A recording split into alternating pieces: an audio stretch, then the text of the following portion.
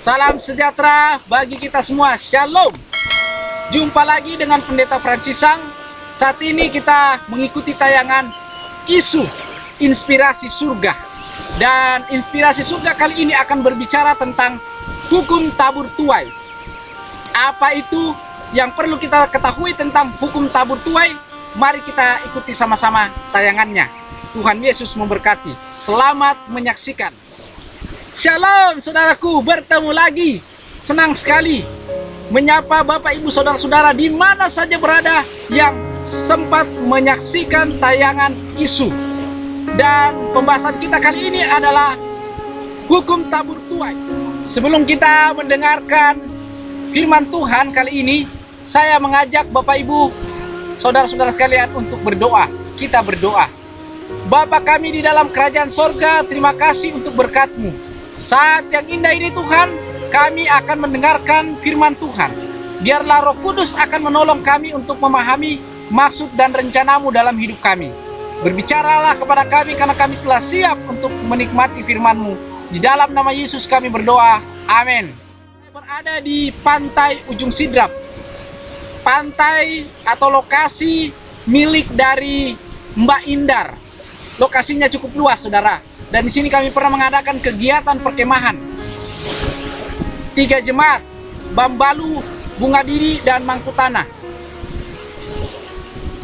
Saya berada di tempat ini dan mengingat satu ayat firman Tuhan yang saya ingin bagikan kepada kita di dalam Galatia 6 ayatnya yang ke-7. Jangan sesat. Allah tidak membiarkan dirinya dipermainkan. Karena apa yang ditabur orang, itu juga yang akan dituainya. Sahabat-sahabat sekalian dimanapun Anda berada, ketika kami berada di tempat ini, salah satu kesukaan kami adalah makan kelapa muda. Dan di tempat ini ada banyak kelapa. Dan itu ditanam oleh Mbak Indar. Dan pagi ini saya sudah makan 1 buah kelapa. Ya, enak sekali rasanya. Dan saya kemudian terinspirasi bagaimana Mbak Indar ini bisa memiliki banyak pohon kelapa. Banyak buah kelapa maksud saya. Ternyata dia mengambil itu dari satu bibit yang kemudian bibit ini dikembangkan, ditanam dengan baik dan kemudian menghasilkan kelapa yang lain. Dan dari kelapa itu menjadi tua, kemudian dia buat lagi bibit dan kemudian dia tanam lagi. Dan saat ini pohon kelapanya cukup banyak, ya. Saudara-saudara, mari kita kembali ke topik pelajaran kita, renungan kita. Kita semua ingin ke surga. Amin, amin. Dan saya percaya itu adalah impian setiap orang yang pernah hidup di dunia ini. Saudaraku, berbicara mengenai hukum tabur tuai, Allah berkata melalui hambanya Rasul Paulus di dalam Galatia 6 ayat 7, hal yang pertama adalah jangan sesat. Mengapa kita jangan sesat? Secara sederhana kita dapat pahami ayat ini bahwa seringkali kita menipu diri kita sendiri dengan mengatakan kalau kita melakukan sesuatu yang salah, kalau sedikit-sedikit atau kecil-kecil, maka kita tidak akan mendapatkan apa-apa atau tidak ada sesuatu yang buruk terjadi. Tetapi ingat, kalimat dari ayat ini selanjutnya mengatakan Allah tidak membiarkan dirinya dipermainkan. Jadi pesan dari ayat ini jelas mengatakan kepada kita sebagai calon-calon sorga, jangan sesat saudaraku. Jangan sesat. Allah tidak ingin bermain-main dengan dosa yang kecil. Satu dosa kecil yang kita lakukan itu dapat menghilangkan seluruh pengharapan kita yang besar, yaitu hidup yang kekal.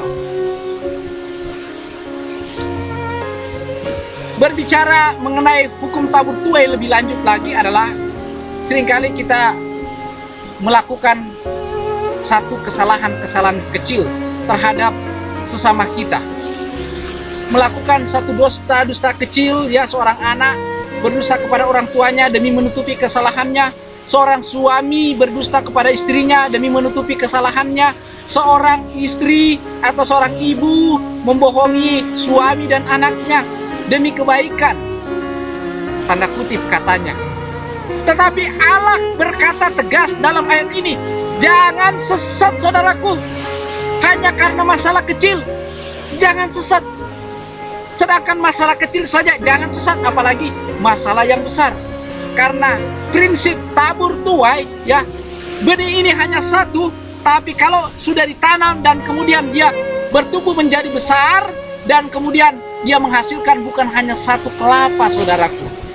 Dia akan banyak menghasilkan kelapa-kelapa yang lain. Hal yang sama akan terjadi dalam hidup kita. Satu kesalahan kecil yang kita pelihara akan menghasilkan kesalahan-kesalahan yang lain yang kemudian pada akhirnya membuat kita lebih banyak dosa. Dan dosa yang dipelihara akan lama-lama menjadi maut. Tidak ada pengampunan untuk hal itu. Kenapa? Karena kita sudah mendukakan hati Tuhan, mendukakan Roh Kudus Tuhan. Itulah sebabnya Rasul Paulus tegas. Dia katakan, jangan sesat saudara. Satu kesalahan itu dapat membatalkan seluruh keselamatan kita. Satu pelanggaran terhadap hukum Tuhan ketika kita tidak akui kepada Tuhan dan kita tidak mau bertobat dari kesalahan itu akan mempengaruhi keselamatan yang besar yang Tuhan ingin nyatakan dalam kehidupan kita. Untuk itu, melalui tayangan isu ini, saya mengajak kita bersama-sama, mari saudaraku, kita kembali kepada penegasan ayat ini, bahwa jangan sesat. Kenapa?